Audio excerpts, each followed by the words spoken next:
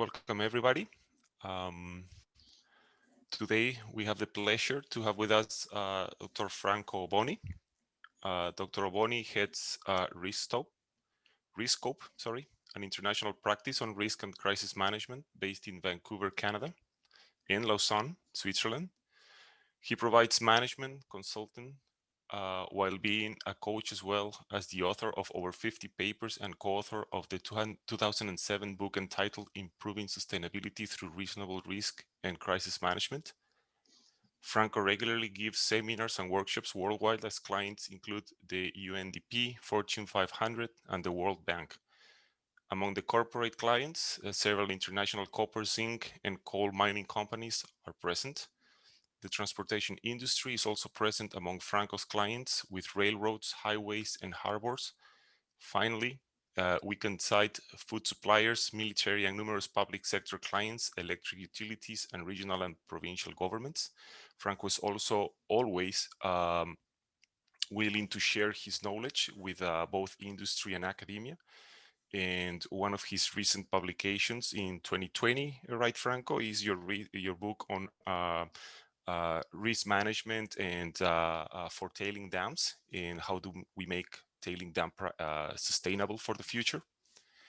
And Franco is going to talk today on integrated hydrogeological and environmental restoration of landslides affecting a large asbestos mine dry tailings dump. So without further ado, I would like to introduce Franco. Before I forget, just a little bit of housekeeping. If you have questions, Franco has requested that please go ahead and if you're willing to do so, unmute yourself and ask a question. Or else send me or to everyone the question in the chat box and I will moderate the question. And so now, without further ado, Franco, please, the floor is yours. Thank you, Renato. Thank you very much. Good morning, everyone. I hope you're doing fine and spring is coming to you as it is coming to me here in Italy. I am in northwestern Italy, awaiting for Canada to lift the quarantine requirements so that I can get back home.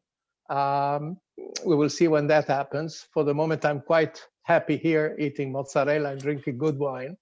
Anyways, just one thing from the introduction that Renato gave, you might wonder what kind of an engineer I am and in what I did a PhD.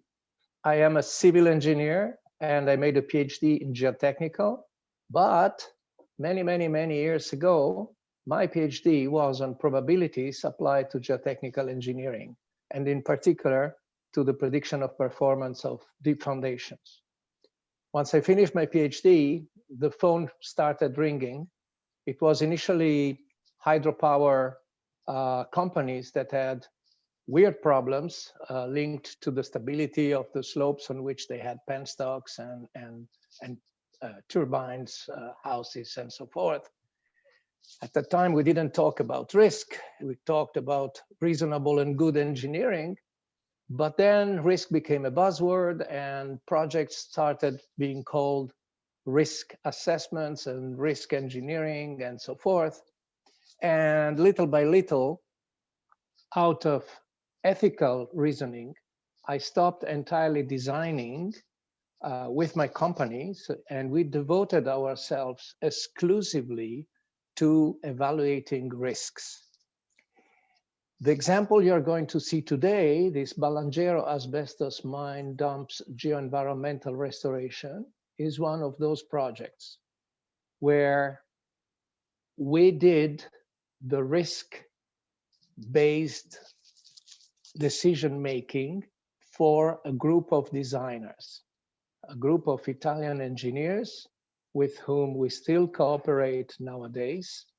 And they developed the project using us as a sort of decision-making support throughout the project. So it was an international competitive design bid. And I think and I think it's still correct. It was the first ever example of a bid won using risk-informed decision-making. You know very well that in the industry, very often people say, oh, if you do risk, you're going to be too expensive, or you're going to be too cautious, or whatever. That's not true. And this example is there to prove that it is not true. So if you want some visual support of this, I have put in this presentation that we will share afterwards through Renato, a few documents. The first one is unfortunately in German, but the images speak for themselves. Then there is what I call a political documentary, meaning that it's a documentary that has been made by the company that actually launched the bid, and they describe how the project was, how the different sites that compose this mine were dealt with. It is very well spoken in English. And then I would invite you to read our Intech Open book, The Geohazards Caused by Human Activity. And in that book, there is a chapter that Cesar and I wrote, which is entitled The Long Shadow of Human-Generated Geohazards, Risk and Crisis, that actually delivers a number of information related to how we look at this type of problems. That being said, here are two images of Balangero made with Google Earth. If you look at the top left here, you can see the refinery. You can see where the pit is, and you can see here where the 60 million cubic meters asbestos dry tailings dump is. This is a ridge that separates the community of Balangero, which is at the bottom of this figure, of this picture, from the community of Corio that is on the other side of the ridge. And the white line that you see here was the trace of the conveyor belt that was used to move the dry tailings from the refinery up to the ridge crest, and then literally vomit them on the other side to create the dump. Here you see at the bottom right, the greener picture. I did on purpose to make it greener so that it would contrast with the other. You can see exactly the other side of the ridge. You have a perspective of the dumps, and you have the city of Corio. And you can see that there are houses all the way basically to the toe of the dumps. Here you can see the pit. So it's taken from the other side of the ridge. And from the lines, the striations that you can see on the dump and this work that you see at the top, you can understand this is a picture that has been, both pictures have been made after the job was designed, completed, and vegetated. This on the right is a picture of the beast before we intervened. You can see there is no striation, there is no benches, no nothing, and it's absolutely bare. There is some beginning of vegetation growing in some quieter area. You can see a number of very deep scours on the slope here. Here. Some of these were more than 10 meters deep. And you have to trust me if I tell you that this area here was unstable, and I will show it to you a picture that proves it without any doubt.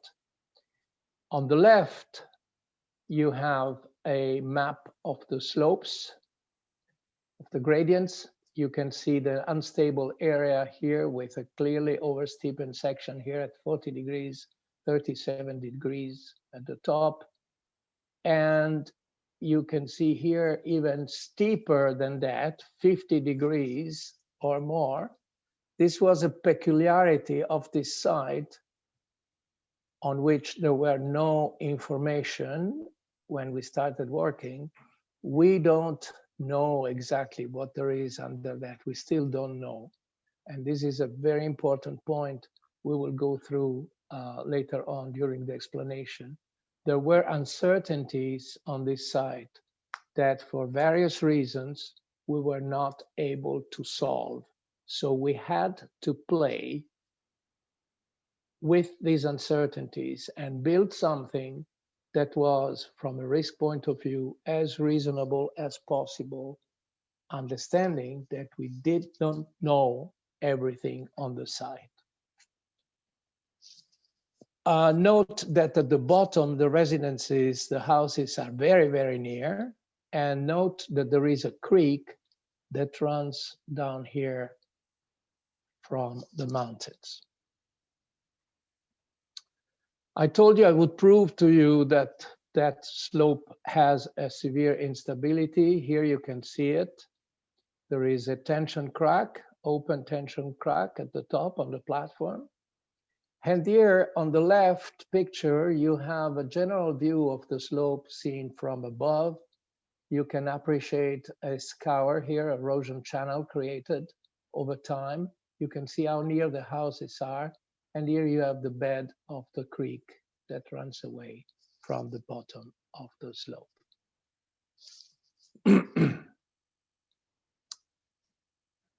So, if you undertake a design as a geotechnical engineer, you generally look at aspects of the project that are important to you as geotechnical engineer. So you look at instability, you look at erosion, and so forth. We like to start by always looking at the overall system that we are going to work with. And in this particular case, the overall system was defined by the perimeter of the area. It was defined by this element, which was, as I told you earlier, highly unstable. But it's also defined by the fact that there are inhabitants that are living meters, literally meters away from the bottom of the slope, and the creek that is running basically at the toe of the slope.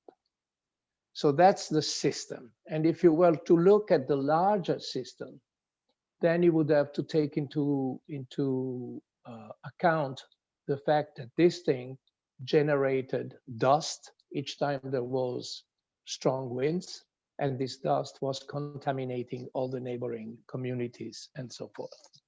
Incidentally, this site was the #1 in the Italian government quoted hazardous site, EPA, or whatever you want to call it, list for many years. Now it is not anymore, as far as I know. And the amount of casualties due to lung cancer due to asbestos residues was very high, at least in the community of Balangero and Corio. Now, the highest rate of cancers was not in these two cities, but it was actually in another city located roughly 80 kilometers away, where there was the plant that was transforming the refined asbestos fibers into wonderful products that everybody wanted to put on the roof or on in their garden and so forth. Because let's not forget that asbestos at a point in time in our Western culture was the material of the future, was the thing that was fantastic for many, many reasons. As you know, the story afterwards changed, but that was the point. And this mine, the asbestos, Balangero asbestos mine, was incidentally the largest asbestos open pit mine west of the Urals. So it had a continental impact, believe me or not, from a commercial point of view. What do we use to make our analysis? We use a methodology that we call OR. We come from the mining world. Riskope is still doing a great amount of work in the mining industry. And the OR is a fun acronym. It means optimum risk estimates, but it's fun because we work in mining. So it's a sort of a pun. Now, what is OR? OR is a flow chart that you see here.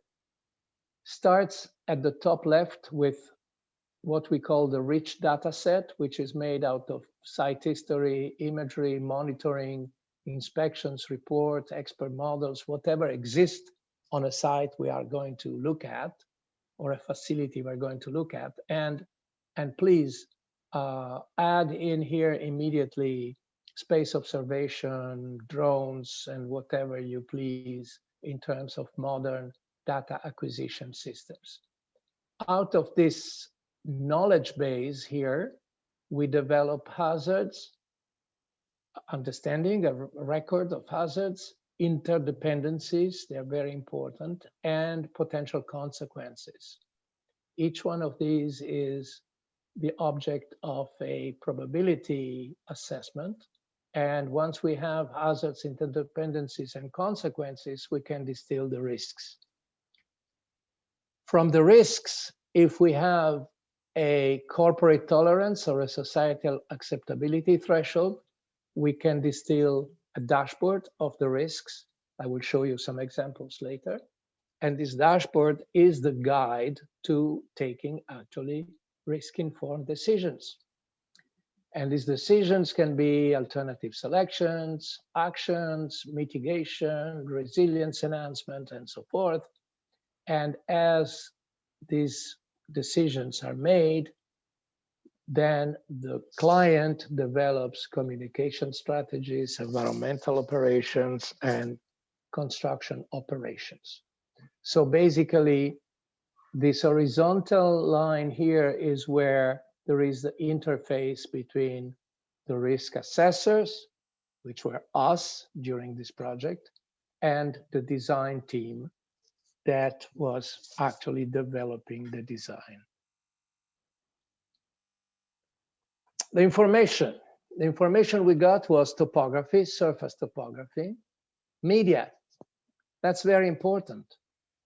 There is a long history of media documents that were created on Balangero mine and on the dump. There were even books written by a famous writer who spent a few years in the mine as a prisoner during World War II, or sad periods. Reports, monitoring data, archive pictures and aerial photos. Today I would add here historic satellite imagery. Geotechnical data, in this case, very, very, very little geotechnical data available. Pedological and edaphological studies. In this case, the client was okay with starting specific studies in order to understand what could be grown on these slopes, because as you will see, this was a key element of the project. Now, geotechnical data. I told you earlier that it was almost impossible to get data. The reason for that is that the slopes were so steep and the site is considered so hazardous that basically it was out of legal and administrative rules impossible to bring machines and people in the locations where we would have liked to have investigations. So we did a number of borrows, we put a number of instruments in the ground, but these were not at all in the locations we would have liked to. And so we had to play, as I said earlier, with the uncertainties of this site. Now, the next step when you do a risk-informed decision-making for a project is define what is success of this project and recognize that the nemesis of success is failure. So we have to define success and failure criteria. I am insisting on this because I have seen too many times people sitting down to do FMEAs or risk approaches or whatever they call it without defining failure. So how can you define a risk if you don't define the failure? You're going to evaluate the probability and the consequences of what? And Cesar and I spend a lot of our time doing reviews of risk assessments made by third parties. When the clients come back to us and they scratch their head and they say, we got a risk assessment, we don't know what to do with the results. And very often, and if you're familiar with risk matrices, they come back and they say, we have 200 yellows, we don't know what to do. And that's precisely the point. The confusion comes from many, many different aspects, but probably the most important one comes from the fact that the success and the performance criteria and its nemesis, failure criteria, have not been defined. So in this case, of course, geotechnical and hydrogeological risks have to be mitigated, but because we are dealing with such a product, we need to simultaneously protect air quality for workers and residents. We need to protect workers and residents from the slope. We need to protect the creek, sediments obstruction. Note that you can drink asbestos, nothing will happen to you, but nevertheless, it's not the reason for putting sediments loaded with asbestos in a river that then will dry and move the contamination somewhere else. One important aspect of this project was that the owner, the administrative owner of this project, had a problem because, of course, this mine was in bankruptcy. It went in bankruptcy in the 60s or 70s, and they wanted to use local materials and local workers as much as possible. They also had a fixed budget, and of course, it was the beginning of the movement to reduce carbon footprint of projects and endeavors. So once you get this list already, you can see that there is a number of conflictual objectives, and finding a solution that will be a good compromise, risk compromise among all these is a challenge. Now, any events that doesn't meet the success criteria is a failure by definition. And that failure is characterized by a probability of occurrence and a consequence. Consequence can be evaluated in different means. We like to convert everything into a monetary base, so in dollars or euros or yen or whatever. And in order to be able to do that, we need to apply a few expedients, if you want, that allow us to do that still remaining ethically justifiable.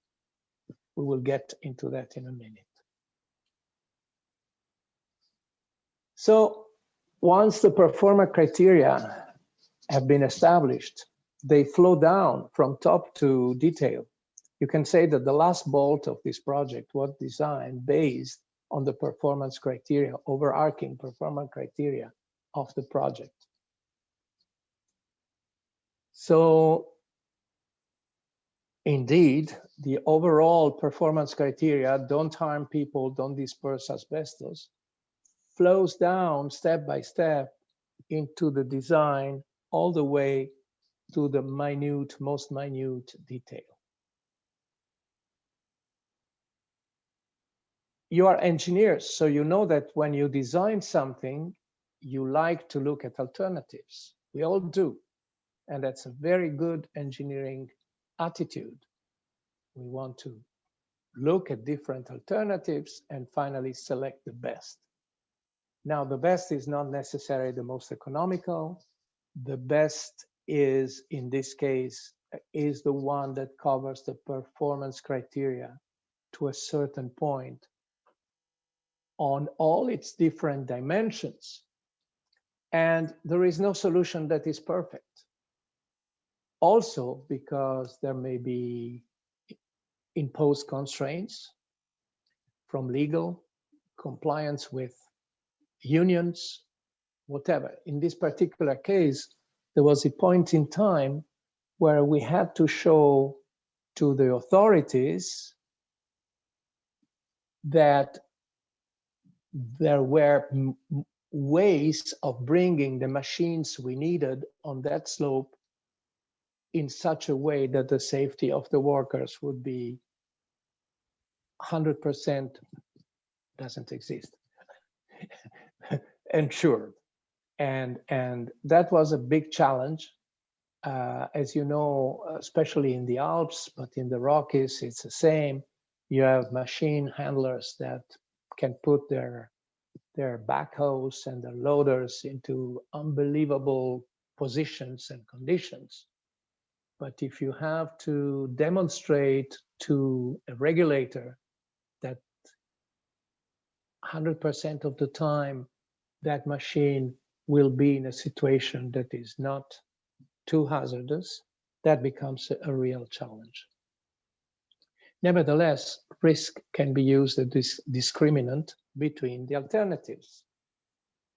So by comparing multi-hazard risks, it is finally possible to define robust solutions that are transparent and that can show to be the best compromise, taking into account the available data, the obtainable data, and the legal constraints, and what is technically feasible. Of course, we wanted to have more information, so we did site visits. We inspected cracks and gully. The regulator was not watching that day, happily.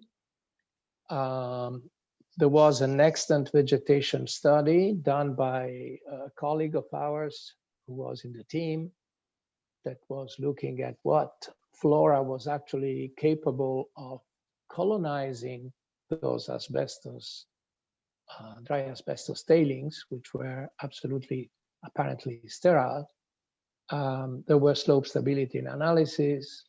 There was a plant growth study that was financed by the owner of the project. New meteorological data were acquired, as well as historic ones. Seismicity was studied, but this area is not a high seismic area. And of course, the distribution of population.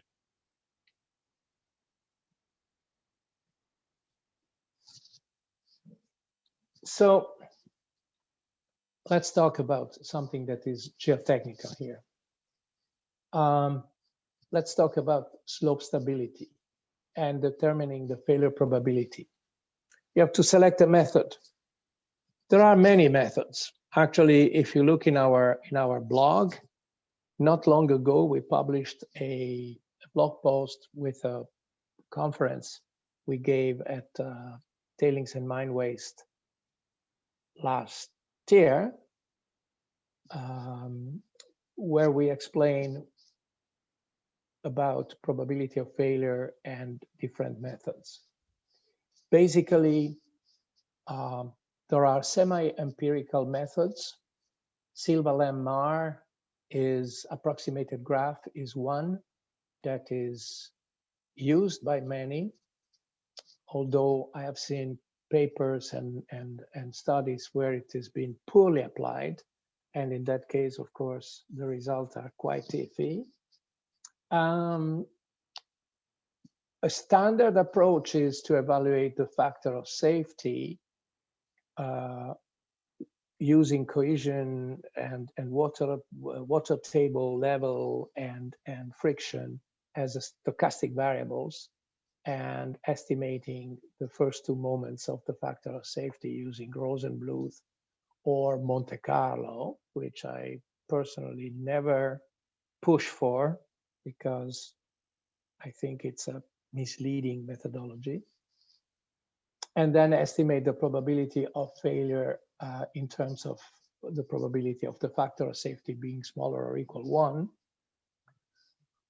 Or you can use fully probabilistic approaches. And back in '84, I published one with my colleague Bourdeau, who is now at Purdue University. And we have used that for many, many situations in the Alps with great satisfactions. When I say that Monte Carlo, that I prefer to use Rosenbluth with respect to Monte Carlo, there are a couple very simple explanations. First of all, Rosenbluth, you can basically do it by hand. And I love doing things by hand because you understand what the hell is happening on your sheet of paper. The other one is that Monte Carlo forces you to select distributions of the parameters. And the selection is an assumption because no one knows what the real distribution of the parameters is. And that assumption has a huge impact on the results. So because I don't know the distribution, I prefer to work with a distribution-less methodology. Rosenbluth is one. It's simple, it's that simple, and it gives great results that anyone can understand. What happens if you do a probabilistic analysis of a slope? Well, you can, for example, as you can see here on the left, you can look at the variation of the probability of a catastrophic acceleration of a slow creeping landslide if the phreatic surface goes over its average long-term level. And this is a case where you can see that if the level goes up by, let's say, 6 to 8 meters, you are trending towards a probability that is almost becoming a certainty. In any case, you wouldn't like to have a worker or some inhabitants living at the bottom of this slope is the failure, if the water table goes up there. And then once you have done that, you can also establish probabilistically the runout distance of an unstable surface and determine, therefore, what are the areas that would remain safe in case of a failure and so forth. The hazards impinging on a slope are defined by the probability, and let's call them the magnitude for elemental or interdependent event. So you can do probability magnitude analysis for various events on the slope. Then, as I said, look at the runout masses evaluation and so forth. And dust generation, in our case, specifically, very, very important element. Probability of failure and consequences have uncertainties that can be transparently shown as ranges. And the consequences of failures are defined by the failure criteria dimensions. So, for example, fatalities, business interruption, direct economic losses if you destroy machinery or infrastructure, and so forth. It's never a or, it's always a and. This is another major flaw of the classic FMEA approach, where the instructions for the users generally read select the category of the consequences based on the worst category of the different failure dimensions. And that's a recipe for catastrophe because you're not evaluating the real consequence. Remember, you could have medium, medium, medium, medium, a medium, medium, medium, medium on loss of life, direct losses, and so forth. Is not medium, is 5 times medium, which is probably larger than large. We can talk about that for hours. It's a very, very important point. So now we have risk is probability times consequences. Probability is stochastic with a min max. C, consequences stochastic min max. And once you have done that, we are here in the middle of in the core of the process. You have the risks. And if you have the risks, you can start doing a lot of things with them, including prioritizing them. Now, none of these risks will satisfy 100% all the failure criteria. So you will have at a point in time engage the client, engage the people, the contractor, and define compromises that can be accepted and compared to a overall risk tolerance. The risk tolerance should always be established before evaluating the risks.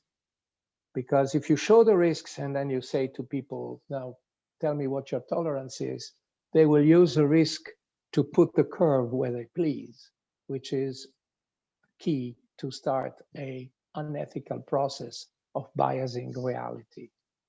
So the risk tolerance has to be established before showing to anyone the probabilities and consequences.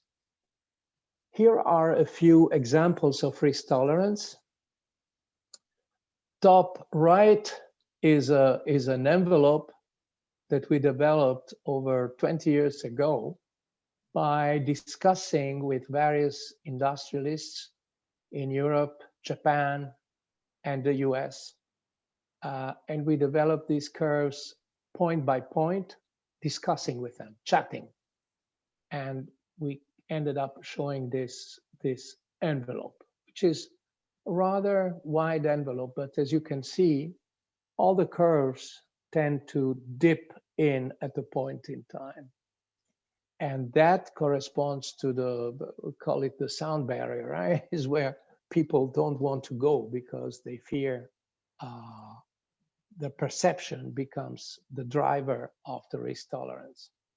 This orange surface that you see at the bottom right, I found this in a archive at Codelco in Chile many years ago. So somebody at Codelco many years ago had already had the idea to develop a tolerance curve and put it in monetary terms. And immediately I said, oh, well, let's see. Let's take our envelope. Let's put the one that this guy developed at Codelco, put them one on top of the other. And I must say the similarity is striking. And so we defined forever that that curve was the right model to mimic tolerance in companies. These are societal tolerances developed by Morgan and Whitman in the 60s. So there is all sorts of models that can be used. And at the end of the day, this is a result, is that you can have a probability, annual probability, consequence graph. Here the consequences are in million euros, if I recall well. And you can plot on this your different phenomena, landslides and so forth, with their uncertainties, hence this big bubble, the blue bubble, or huge uncertainty on the consequences, and see the ones that stick their nose out of the tolerance threshold. Those are the ones that can really hurt you. Those are the ones that you want to study and eventually mitigate for. Here you have other examples using the tolerance. You have a portfolio of 16 slopes put together with a tolerance threshold from a client. All the slopes that are below tolerance here are fine. They don't need immediate attention. The ones that are on top of the orange thresholds are the ones that are intolerable. But among these, there are many, like 6, 3, 9, 11, 15, and so forth, that can be taken down the tolerance, down. Shifting down means reduce their probability. Hence, it means mitigate, okay? And they can be brought under the curve before reaching the credibility level, which is 10⁻⁶ in our conventional world. Slope 16 is an odd one because even if you inject a bunch of money, you will never reach below the tolerance level before reaching what we believe is the human capability of analysis around 10⁻⁶, especially in geotechnical engineering. So this would be a strategic change of consequences, but you cannot act on the probability because it will be meaningless. It doesn't bring any results. If you start working like that, pretty soon you see that quantifying and prioritizing risks based on the good old top 10 and stuff like that is meaningless and corresponds to squandering money. And also you will see that generally, even in very, very large portfolios, there are very limited risks, maybe 20% or less, that cover more than 80% of the total intolerable risk. Verifying the empirical Pareto rule, you know, the 80-20, and it turns out that it is verified in many cases when we deal with risk assessment if we do this type of process. So in this case, for example, 2 slopes accounted for 87% of the intolerable risks, and the 3 slopes accounted for 99. So it's worthless looking at the others when you know that you have 2 or 3 bad apples that will rot in your basket. So you have right away a very clear view on what has to be done on that portfolio of slopes. So as I said already a few times, you're starting to believe I'm really old because I'm repeating myself, but it is so important. Each design alternative has to be selected based on the best compromise. And the best compromise is selected by looking at the competing dashboards. And here is the result for Bolangero. You can see it here immediately after construction, let's say. We proceeded with the partial removal of the overload, and that was done using a rope transportation instead and haul trucks to minimize dust. And because all the material had to be taken down the valley, the rope transportation had to be braked. And in order to break it down, we were producing electricity. So the transportation system had actually a positive influence on the carbon footprint because we were able to sell the energy to the network. We create a catchment for the run out of the unstable area in case of a catastrophic failure. That was a strategic risk. There was no way we could fix that. It was impossible to bring people in. It was crazy to try to do anything other than unloading a little bit the top. And so that was accepted as a strategic risk. We created a catchment and we said, you know, with a catchment, we reduce the probability of hurting people to almost nothing.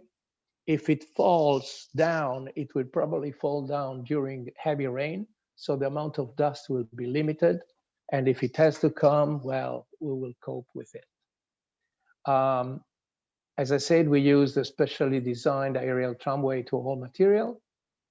And underneath that 50 degrees slope that I showed you before, and I told you we still don't know what it is, we created a diagonal buttress for that oversteep section.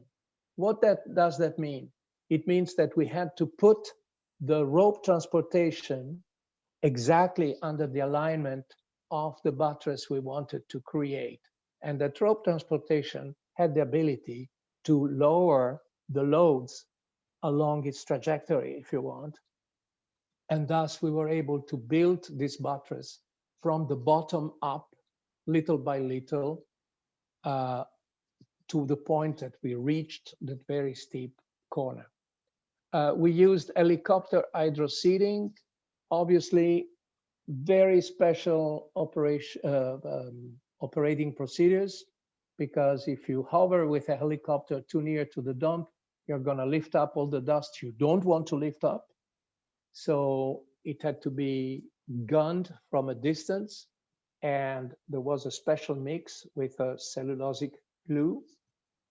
And once we were able to access the slopes after building all these different pathways, horizontal pathways that work as water interceptor, and the vertical descents that convey the water at the bottom of the slope, we put mycorrhizae as a help. Mycorrhizae are basically mushrooms that are used to stimulate the growth of new plants in a sterile environment and help creating humus. We built a number of vegetable walls, vegetalized walls that you can see here along this path. And of course, all the water collectors. Now, everything was built in wood and stones in order to use local materials and in order to make it possible for workers to basically do it by hand, if you want.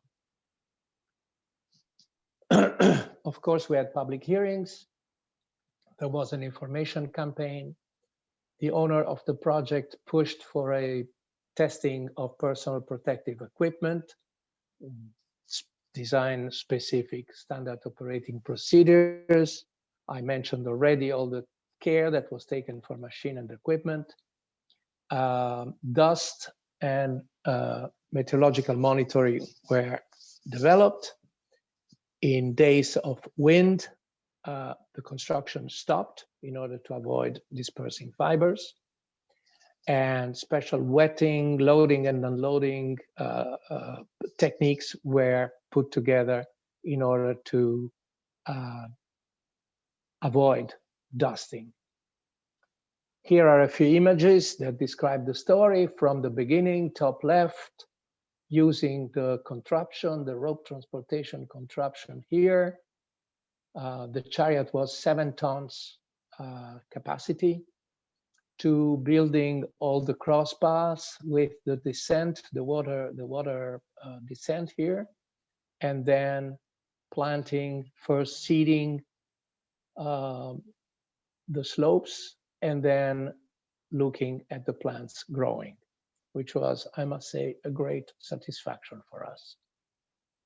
Here you can see the wall, vegetated wall.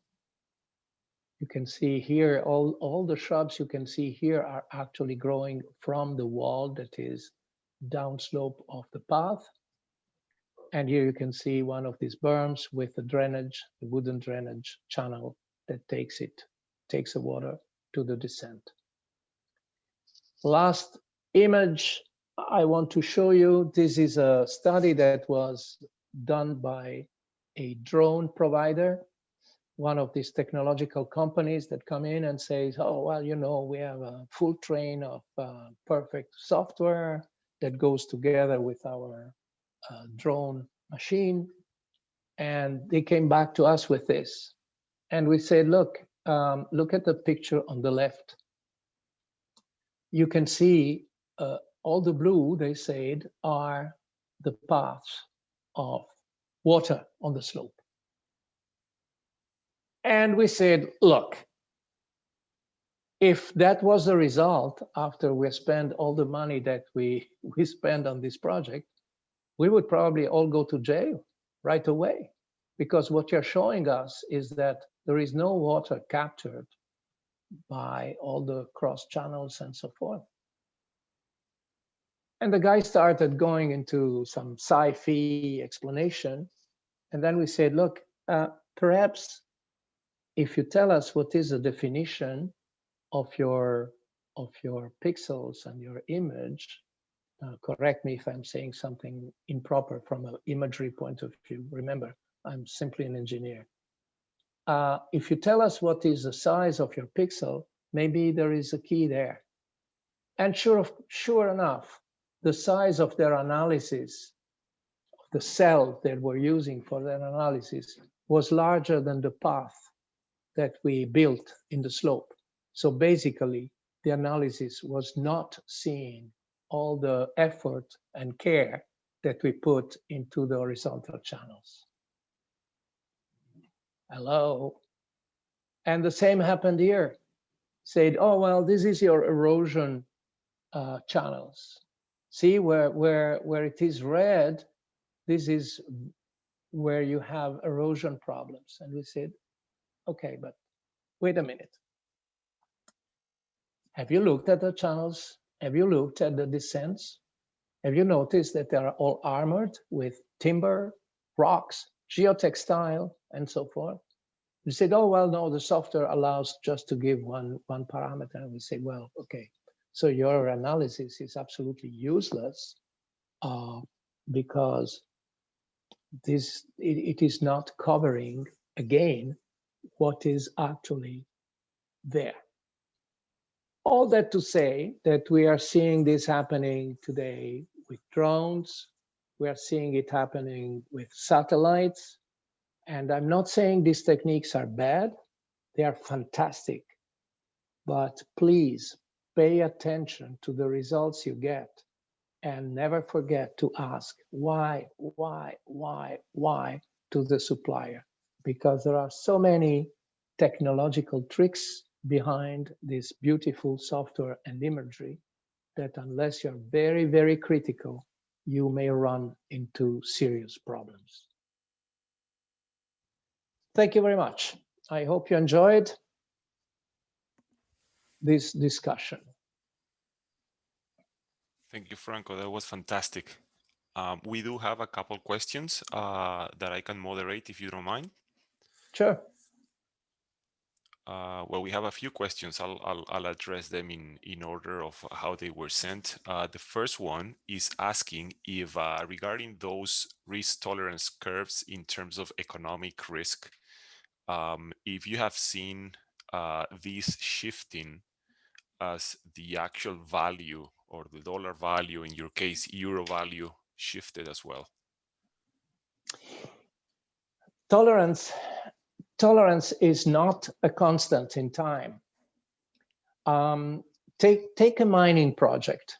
The day you start mining, so you have built your mine and you start mining, you have a tolerance that is very high because you have 25 years to get back your money if you have an accident.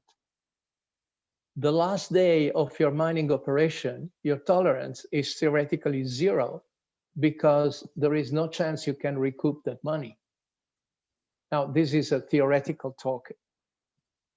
Then in reality, things are slightly different. But that's why in reality, the bonds that are asked to mining companies should be larger and should be reversed. Day one, small. As you keep going, they should increase in order to cover this aspect of the reduction of the tolerance. Does that answer your question? Did I understand right what you were asking? Not quite, although you've just opened up a whole bunch of additional questions for me, which I think are actually more interesting. The original question was really just as the dollar changes over time. I mean, you've been looking at some of these curves for a few decades. Do you see a rightward shift, or are they just becoming enshrined in some kind of legislation or historical use so that they're not moving, and then all of a sudden they're going to see an abrupt shift somewhere down the road? Okay, I understand.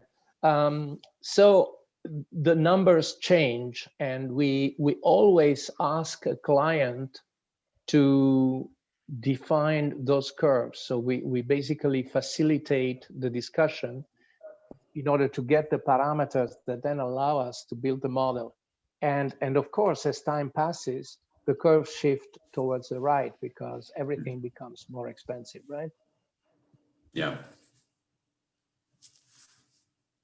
Franco, I have another couple questions here.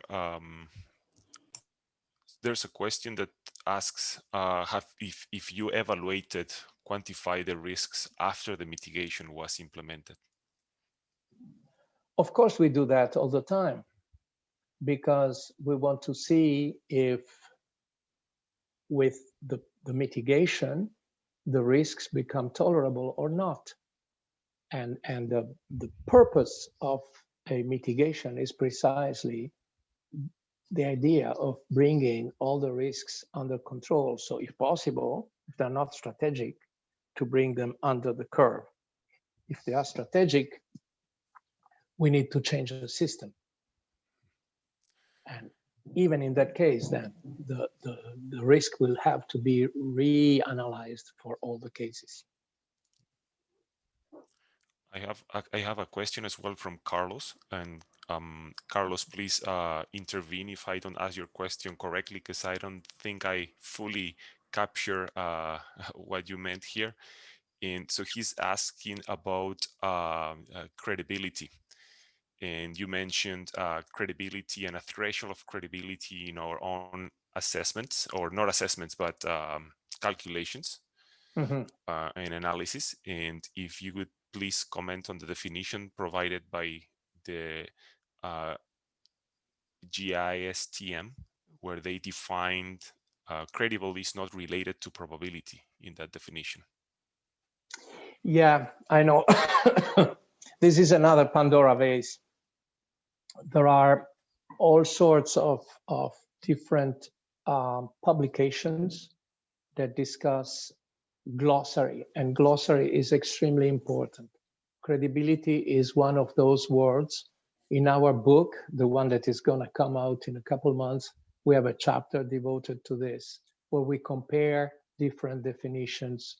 And indeed, especially now with climate change, credibility and other uncertainty and other words like that are becoming the object of very detailed discussion.